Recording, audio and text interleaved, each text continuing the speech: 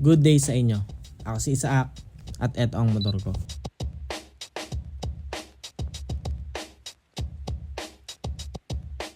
Yung motor ko na to mga tol, hindi lang siya basta-basta motor para sa akin. Madami na kaming pinagdaanan nito. Kasama ko yan sa ups and downs ng buhay ko. Simula nung kinuha ko siya, malinaw na sa akin na hindi ko siya ipang-poporma lang. Ang gusto ko, maging asset siya.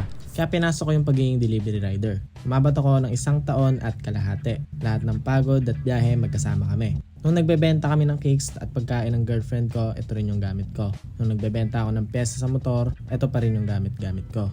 Hanggang sa pumasok ko sa pag-affiliate, siya pa rin yung kasama ko. Mula 2023 hanggang ngayon, 2026, sa pagkakatanda ko, January 7 ko siya nabili. 3 taon na din kami magkasama. Kung makikita nyo, madami na rin ako nilagay na accessories. May tindig na siya, may forma, pero sa totoo lang, hindi ko siya madalas na maintenance. Madami na siyang gasgas, madaming tunog, at marami na ring sira na kailangang ayusin. Kaya ngayon, napagdesisyonan ko na bumawi. Kasi sobrang dami ng blessings na binigay sa akin nito.